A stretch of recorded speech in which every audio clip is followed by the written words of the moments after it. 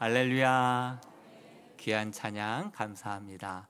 주의 뜻, 주의 말씀하신 대로 그대로 이루어질 줄로 믿습니다. 우리 모두가 주님 품 안에서 하나님의 뜻 안에 거하는 저와 여러분 되기를 소망합니다. 지난주에는 우리가 추수감사 주일이었죠. 참 경기가 어렵죠. 어려움에도 불구하고 하나님께서 우리의 인생의 그릇 가운데 이 모양 저 모양으로 많이 채워주셨습니다. 그래서 우리가 그 그릇에 담겨진 은혜를 가지고 우리가 우리끼리 감사하고 간증하고 찬송하면 우리만의 리그가 되죠. 하나님이 그나마 그렇게 우리에게 일용할 양식을 때를 따라 이른 비와 늦은 비를 공급해 주신 이유는 그 그릇에 담겨져 있는 것 가지고 자랑만 하고 감사만 하고 있지 말고 그것을 나누고 전함으로 말미암아 더 큰 영광과 기적을 체험하라고 우리에게 주신 감사의 열매들인 줄로 믿습니다. 그래서 우리 지난주에 추수감사, 하나님 앞에 특별한 감사로도 영광 돌렸지만 영혼의 작정도 했잖아요. 주님 주신 은혜와 복으로 이제는 나누고 베풀고 전하고 한번 섬겨봄으로 그 영광 한번 맛보겠습니다. 베드로처럼, 요나처럼 그것을 전하는 자도 큰 변화와 복을 얻게 되고 그것을 받는 자들도 놀라운 변화와 인생의 복을 받게 될 줄로 믿습니다. 우리 11월 한 달 동안에는 그러한 하나님의 영광으로 가득 찬 그러한 11월 이음의 달이 되었으면 좋겠습니다. 저는 또 이번 주에 전할 말씀은 우리가 셀에서 나눌 말씀을 본문으로 찾잖아요. 그러다 보니 절기가 오고 뭐 여러 가지 또 행사를 할 때에는 그 말씀을 어떻게 전해야 되나, 그 말씀이 정말 일주일 전부터 궁금해지고 걱정도 되고 기대도 되고 그래요. 오늘도 주신 말씀을 보니까요, 기생 라합의 말씀이에요. 기생 라합이 요청을 하죠. 그 정탐꾼들에게 어떻게 요청을 하냐면, 나와 우리 가족과 우리 아버지와 아버지의 가족들, 나에게 속한 모든 사람들까지도 구원해달라. 관계전도 아니에요? 관계전도잖아요. 하나님이 또 관계전도를 선포하고 매 주일마다 정해진 말씀을 나누는데 그 말씀마다 꼭 필요한 말씀들로 인도해 주시는 것을 볼 때 우리 교회의 머리, 우리 교회의 주인은 하나님이신 줄로 믿습니다. 이 말씀 이해가 되든 안 되든 라합처럼 순종할 때 놀라운 구원의 역사가 우리 가정과 우리 아는 내 관계에 속해 있는 내가 아는 사람들 가운데 막 지옥 가는 사람 없게 되기를 주님의 이름으로 축복합니다. 그래서 관계전도, 오늘 여호수아서 6장 25절에 보니까 요청한 그대로 실제로 구원받은 이야기가 나오거든요. 그가 요청하기는 나와 우리 가족, 우리 아버지에 속한 가족들 구원받게 해달라, 이렇게 요청을 했는데 실제로 여호수아 6장에 그 구원이 이루어지거든요. 우리 6장 25절 말씀을 누구가 구원받았는지를 같이 한번 읽어보겠습니다. 시작. 여호수아가 기생 라합과 그의 아버지의 가족과 그에게 속한 모든 것을 살렸으므로 그가 오늘까지 이스라엘 중에 거주하였으니 이는 여호수아가 여리고를 정탐하려고 보낸 사자들을 숨겼음이었더라. 아멘. 정말 여러분들이 알고 지내는 분들 가운데 여러분들과 여러분들의 가족과 여러분들의 속한 모든 영혼들, 알고 지내던 영혼들이 여러분들을 통하여서 구원받게 되는 그 놀라운 은혜와 간증이, 감동이 있게 되기를 주님의 이름으로 축복합니다. 예수를 오늘 본문 말씀에 보니까 여호수아서 2장 1절에 보면, 우리는 아직 읽지는 않았지만 여호수아가 시딤에서 2명의 정탐꾼을 여리고 성으로 들여보냅니다. 사실 여호수아에게는요, 정탐에 대한 트라우마가 있어요. 정탐에 대한 트라우마. 40년 전에 가나안 땅 들어가기 전에 모세가 12명의 정탐꾼을 먼저 보내지 않았습니까? 그러다가 여호수아와 갈렙 두 사람만 믿음의 고백을 하고 10명이 다 그냥 팩트만 있는 사실만 이야기하다 보니 이스라엘 백성들의 마음이, 두려움이, 정말 그 마음의 믿음이 물녹듯 다 녹아지면서 막 두려워 떨기 시작하고, 그래서 결국은 앞으로 나아가지 못하고 뒤로 뒷걸음질해서 40년 광야 생활을 뺑글뺑글 그 트랙을 돌게 되지 않았습니까? 그러니까 정탐에 대한 이 트라우마가 이 여호수아에게는 있었던 것이죠. 그래서 이 시팀에서 보내라고 했을 때 각 지파 대표들, 여전히 각 지파 대표들 한 명씩 뽑아서 들여보내도 됐잖아요. 그런데 이번에는 몇 명만 보내냐면 2명만 보내요. 12명 보내봤자 부정적으로 보고하면 유익할 게 또 하나도 없는 거예요. 그러다 보니 믿음의 사람으로 그 가운데서도 선별해서 믿음의 사람을 들여보낸 것으로 저는 묵상을 하게 되었습니다. 그런데 이 2명만 보냈는데 우리 주변에 보면 이런 아쉬움이 있어요. 참 믿음이 좋은 사람 보면 참 현실 감각, 실력이 좀 떨어지는 것을 보게 돼요. 또 현실 감각과 외모를 비롯해서 실력이 너무 좋은 사람은 또 믿음이 약해지는 모습을 보게 되죠. 믿음 좋은 사람을 이렇게 선별해서 보냈는데 보니까 현실 감각은 좀 떨어지는 것 같아요. 2장 1절에 정탐을 보냈는데 보내자마자 들통이 나는 거예요. 보내자마자 2절에서 벌써 들통이 나는 거예요. 그래서 왕에게 보고가 올라가요. 보고가 올라가고 3절에 가서는 벌써 군대가 파병이 돼서 수색을 하는 거예요. 예? 그러니까 믿음은 좋은데 실력이 좀 떨어지니까 플랜 A, 만약에 안 되면 플랜 B로 가야 되는데 대책이 없어요. 대안이 없어요. 어쩔 줄을 몰라 하는 거예요. 그나마 라합이 정말 수색 대장처럼, 현장 경험이 많은 수색 대장처럼 이렇게 하십시오. 이렇게 숨겨주고 이렇게 피해주고 이렇게 해서 가까스로 목숨만 부지하고 도망치는 그러한 일들이 일어나게 되는 것이죠. 근데 사실 이 정탐을 했더니만 이 믿음의 사람이 그 여리고성 들어가자마자 기생 라합의 집으로 들어갔거든요. 왜 믿음의 사람들이 왜 기생의 집에 그렇게 들어간 것일까? 생각해보고 추측해보면요, 그 많은 남성들이 또 외국 사람들이 그냥 들락날락 하는 곳이기에 의심받지 않을 수 있잖아요. 그래서 그곳으로 들어간 것이 아닌가. 또한 그곳에는 많은 사람들이 오고 가면서 정보들이 축적되어 있을 거 아니에요.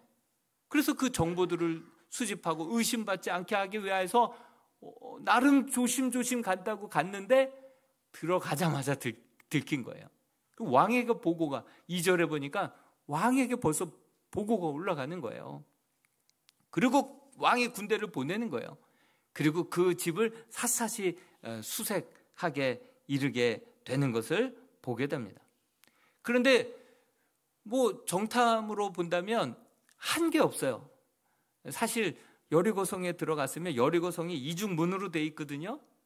근데 앞에 있는 문에 바로 기생집에 들어갔으니 어디 돌아다니는 것도 없어요.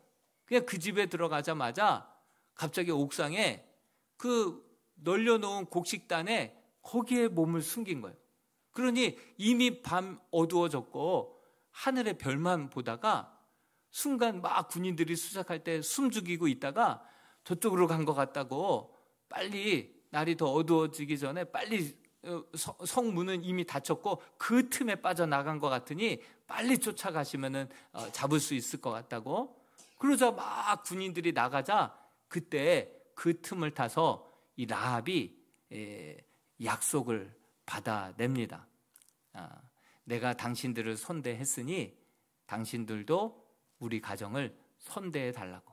그리고 그 증표를 좀 달라고. 증표까지 받아주고서는 그리고 달아서 그렇게 창문을 통하여서 아주 긴급하게 몰래 탈출을 시키죠. 탈출을 시킬 때에도 뭐라고 얘기하냐면 제가 보기에도 현장 경험이 많은 수색대장도 이렇게 얘기해 줄 수 없을 것 같아요. 16절 여호수아서 2장 16절 말씀을 같이 한번 읽어보겠습니다. 시작. 라합이 그들에게 이르되 두렵건대 뒤쫓는 사람들이 너희와 마주칠까 하노니 너희는 산으로 가서 거기서 사흘 동안 숨어 있다가 뒤쫓는 자들이 돌아온 후에 너희의 길을 갈지니라. 아니, 그 집은 군인들이 많이 왔었는지 모르겠지만 아무튼 정말 수색대장님처럼 곧바로 가면 마주칠 수 있다.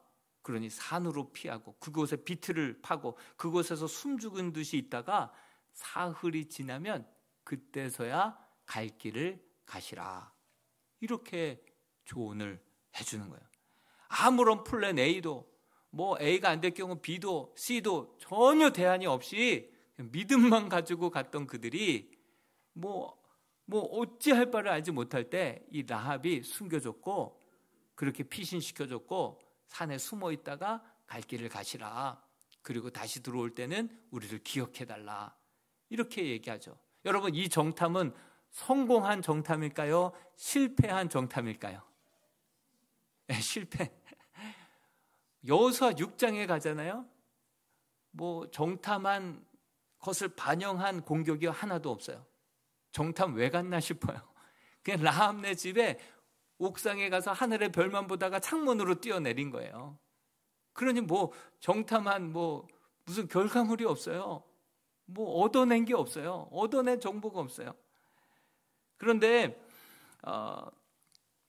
분명히 그들이 돌아가서 이렇게 보고할 수도 있잖아요. 보기만 난공불락의 성이 아니덥디다. 저들에 비하면 40년 전에는 우리는 메뚜기입니다. 이렇게 보고해서 사람들의 마음에 더 불안이 불식됐잖아요. 그런데 이들이 돌아가서 난공불락의 성일 뿐만이 아니라 들어가자마자 우리를 밝혀내서 경계가 아주 치밀합니다. 경계 근무를 너무나도 철두철미하게 정말 저들에 비하면 우리는 오합지졸입니다. 막 이렇게 보고를 했다면 그들이 메뚜기에 이어서 오합지졸이라는 보고를 들었으면 그들이 또 한 번 그들이 물처럼 녹아가지고 또 광야로 돌아갔을 수도 있어요. 그러나 그런 보고하지 않고 우리를 숨겨준 라합의 이야기만 이야기하고 그를 잊지 말고 그를 구원해야 된다. 그를 잊지 말고 반드시 그와 그에 속한 그의 모든 그 붉은 밧줄 아래에 있는 그 모든 가족들, 그에게 속한 모든 관계한 그들을 죽이지 말고 구원해 내야 된다. 이런 믿음의 보고를 했던 것이죠. 여러분, 이렇게 정탐해봤자 한 집, 그것도 옥상에 별만 보다가 내려왔을 그 정탐, 6장에 아무런 반영도 안 돼 있었던 그 정탐, 어떻게 보면 트라우마였고 갈까 말까 방황하다가 그러다가 마지못해 갔는데 그 성공하지 못한 그 정탐 왜 갔습니까? 간 이유가 뭘까요? 그것은 오직 하나, 바로 정말 하나님에 대한 소문을 듣고 한번 믿음 갖겠다고 결단하고 다짐하고 하나님 편에 선 그 한 여인, 그에게 속한 그 가정을 구원하시기 위하여서 하나님은 이 정탐을 사용하신 줄로 믿습니다. 한 영혼 구원하시려고, 한 영혼을 건지시려고 우리 하나님은요, 한 영혼을 소중히 여기시는 분이 우리 하나님이시죠. 우리 예수님은 어떻습니까? 우리가 예배를 드릴 때 항상 하나님은 영이시니 예배하는 자가 영과 진리로 예배할지니라. 요한복음 4장 23절의 말씀 아닙니까? 이거 예수님께서 사마리아 수가성 여인에게 우물가에서 건네주셨던 말씀이에요. 그 예수님께서는요, 유대인이잖아요. 그래서 예루살렘에서 갈릴리로 갈 때는요, 유대인들은요, 사마리아를 거쳐 지나가는 법이 없어요. 통과하여 지나가는 법이 없어요. 사마리아는 이미 이방 민족들로 피가 다 섞여 있는 이방인과 똑같은 존재들이기 때문에 그들과 상종하지 않는 게 유대인들의 관습이었어요. 그래서 예루살렘에서 갈릴리로 갈 때는 이미 삥 돌아서 갔었죠. 근데 예수님께서는요, 벌써 요한복음 4장 4절에 보니까 내가 사마리아를 통과하여야 하겠는지라 이렇게 말씀하시고 새벽부터 출발하신 거예요. 보니까 그 우물가에 도착하자마자 제자들은요, 기진맥진 배가 고파갖고 마을로 음식 구하러 갔거든요. 근데 거리로 따져보면 그 수가까지, 예루살렘에서 수가까지는 그렇게 한 6시간은 쉬지 않고 가야지 당돌할 수 있는 그런 거리예요. 그러니 예수님께서 정오에 남편에게 상처를 받아서 대인 기피증까지 생겨서 정말 정오에나 물은 안 먹을 수 없으니 정오에서야 물 기르러 혼자서 물 기르러 나오는 그 여인을 만나기 위하여서 우리 예수님께서는 남들이 유대인들이 안 갔던 그 길로 그 새벽과 같이 아침도 걸은 채 6시간을 쉬지 않고 그곳에 당돌하여야겠다 이런 각오와 열정을 가지고 당돌했는데 그곳에서 만난 여인이 수가성 우물가의 사마리아 여인이었던 것이죠. 우리 주님은요, 정말 한 영혼을 천하보다도 귀하게 여기고 그 상처 많아서 대인 기피증으로 사람 많은 곳에 나오지도 않은 그 한 영혼을 만나기 위하여서 좀 아침도 걸은 채 새벽 5시, 6시에 일어나서 쉬지 않고 걸어가 그녀를 만나고 그녀를 정말 복음을 전하시사 영원히 목마르지 않을 그런 물이 그 여인에게 되어주셨던 분이 바로 우리 예수 그리스도이신 줄로 믿습니다. 여러분, 이 트라우마로 인하여서 하고 싶지 않았던 이 정탐 왜 했습니까? 여러분, 우리가 정말 러빈데이라고 관계전도 축제를 합니다. 이 관계전도 축제를 하면요, 사실 우리 교육자들에게도 트라우마가 있어요. 저번 새생명 축제 때도 우리가 작정을 합시다. 그랬더니 30몇 명 작정하고 말았어요. 400명 넘게 예배를 드리는데 30명 작정, 트라우마죠. 나름 트라우마라고 할 수 있겠죠. 이번에는 70명 넘게 작정은 하셨지만 450명, 60명 예배 드리는데 내일 아니다 이 생각하는 사람들이 많은 거예요. 물론 그때 당시에 생각이 안 나서 집에 가서 기도하고 작정하고 기도부터 시작하신 분들이 계실 줄로 믿습니다. 계셔야 됩니다. 트라우마가 있죠. 이 일을 하면 우리 교육자들이 얼마나 수고롭고 번거롭고 힘든지 몰라요. 그렇지만 이 일을 통하여서 구원받아야 할 작정된 한 영혼이 주께로 나올 수만 있다고 한다면 이 관계전도 축제는 성공인 줄로 믿습니다. 성공인 것이죠. 잃어버린 영혼, 한 영혼을 찾아서 그렇게 정탐을 보내시고 한 영혼을 찾아서 헤매이시고 한 영혼을 바라보시면서 예루살렘을 향하여서 그 눈물을 흘리셨던, 통곡에 가까운 눈물을 흘리셨던 분이 주님인데, 우리 하나님 아버지의 마음, 잃어버린 자에 대한 주님의 마음을 우리 모두도 함께 품을 수 있는 이 11월 한 달이 되었으면 좋겠습니다. 여러분, 이 기생 라합에 대해서 이제는 잠깐 살펴볼 터인데요. 이 기생 라합, 구약 여호수아에서도 그의 직업이 기생이었다. 그리고 그가 예수를 만났고 변화가 되었고 놀라운 인생이 되었다고 한다면 이제 그 꼬리표는 좀 떼고 싶지 않습니까?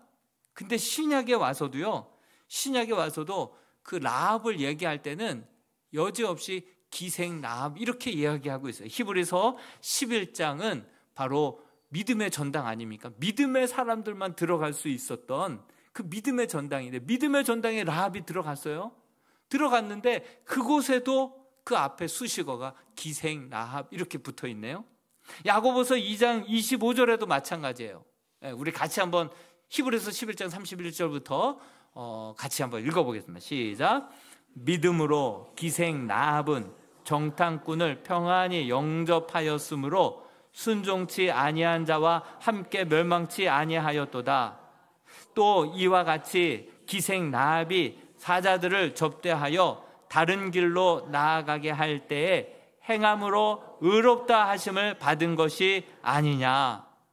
기생 라합이라는 수식어가 꼬리표처럼 계속해서 따라다녀요. 왜 그럴까요? 그녀가 하나님이 믿기 전에는 아주 기구했던 그러한 인생이었습니다. 몸을 팔고 거짓 웃음을 팔고 물질의 노예가 되고 좀 어떻게든 가족을 살리면 되지, 어떻게든 먹고 살면 되지, 이런 생각 가운데 그녀가 그렇게 몸을 파는 그러한 인생을 살았습니다. 그러던 와중에 하나님에 대한 소문을 들은 거예요. 하나님에 대한 참된 복이 무엇인지를 깨닫게 된 거예요.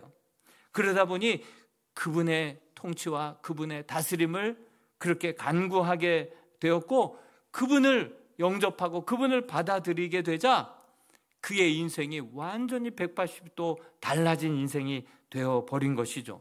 여러분, 이것이 복음인 줄로 믿습니다. 정말 그렇게 몸을 팔고 기생이었던 그 여인이 예수 그리스도의 혈통에 그 계보를 잇는 그 거룩한 이름으로 변화되었다라고 하는 사실이죠.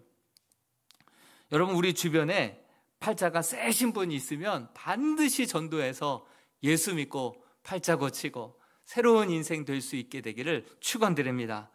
여러분, 그러다 보니 이전에 기생이었던 직업은요, 감추고 싶었던 과거가 아니게 됐어요. 부끄러운 과거가 아니라 오히려 내가 예전엔 이랬다, 그러나 지금은 내가 이렇게 변화되었다 라고 오히려 자신 있게 드러내고, 정말 자기의 감추고 싶었던 과거는요 간증이 되고 찬송이 되는 거예요.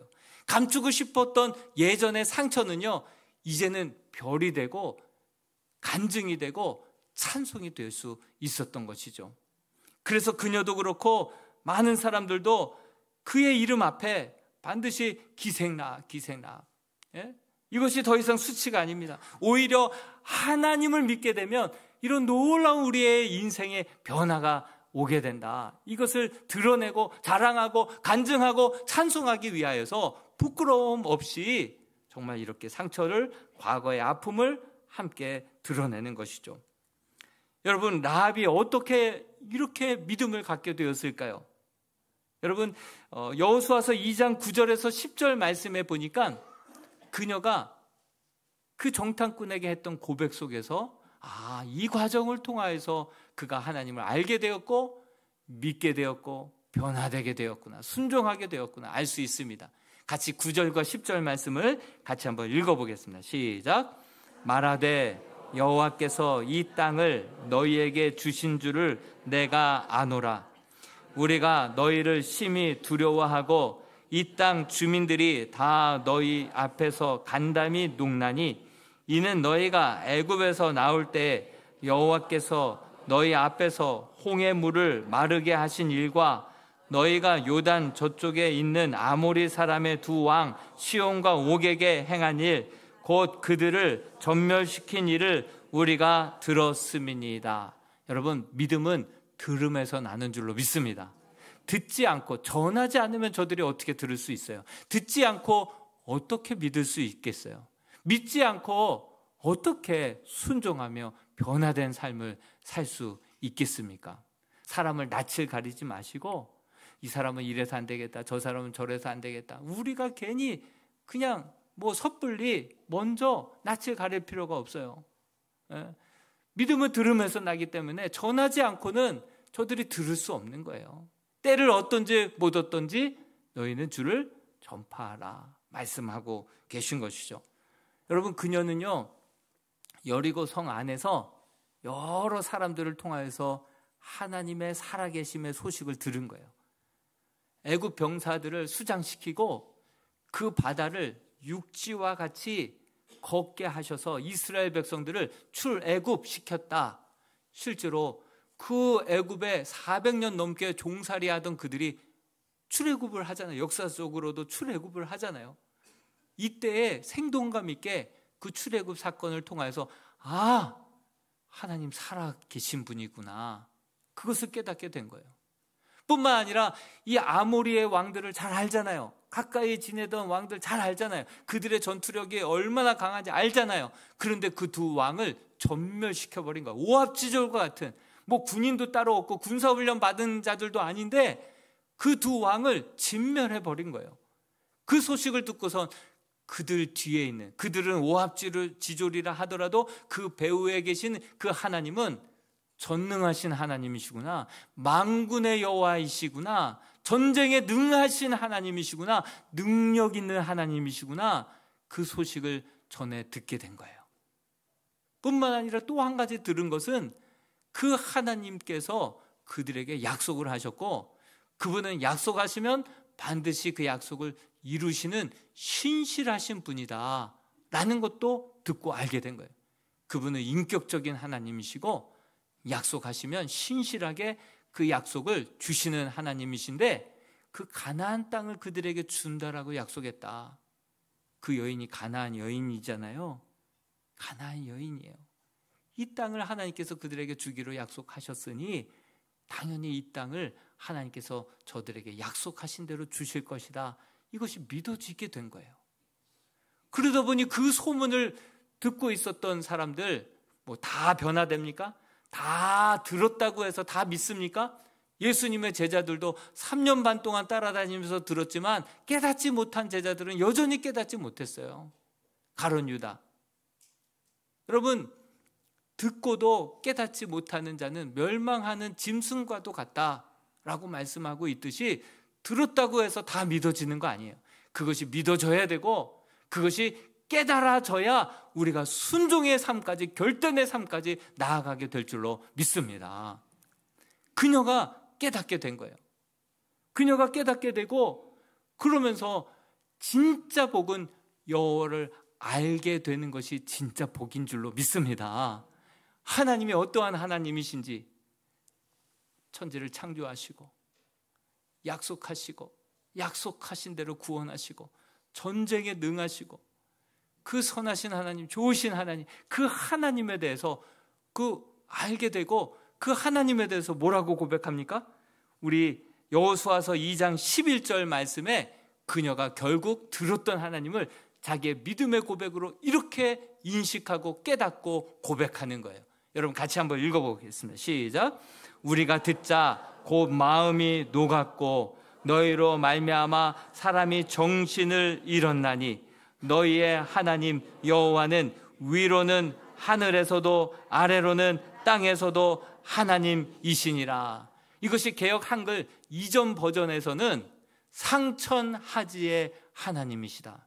하나님은 하늘 위에 참 하나님이시고 이 땅에서도 참 유일하신 하나님이시다. 상천하지의 하나님이시다. 이렇게 고백하는 거예요. 여러분, 요단성, 여리고성 안에 다 모든 사람들이 그 소식을 들어서 물같이 녹았지만 다들 대비하고 반박하고 대비했지만, 그러나 그 소식을 들었던 이 라합만큼은 진정 하나님을 하나님되게 고백하면서 내가 하나님만 따르겠습니다. 하나님의 다스림과 인도하심을 받기를 원합니다. 이렇게 결단하고 다짐하고 있었던 거예요. 이 한 영혼의 믿음을 보시고 하나님은 여호수아를 통하여서 정탐을 보냈는데, 그 정탐 다 실패한 것 같아도 결국은 이 한 영혼 때문에 보내신 줄로 믿습니다.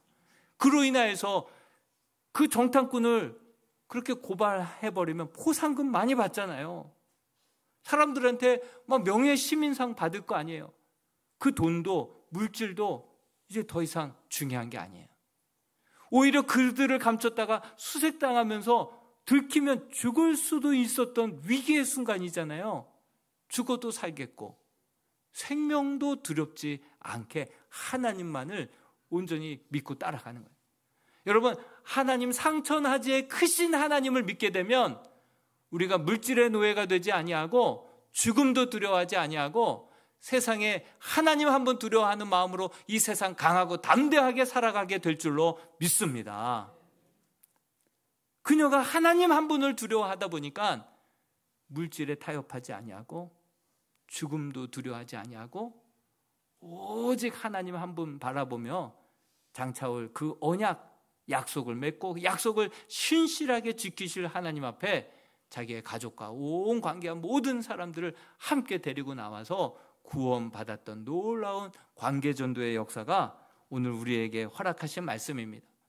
결국 그러한 믿음의 결단과 순종으로 어떻게 되었습니까? 마지막으로 마태복음 1장 5절에서 6절 말씀을 한번 읽어보겠습니다. 마태복음 1장 5절과 6절 계보입니다. 같이 한번 읽어볼게요. 시작.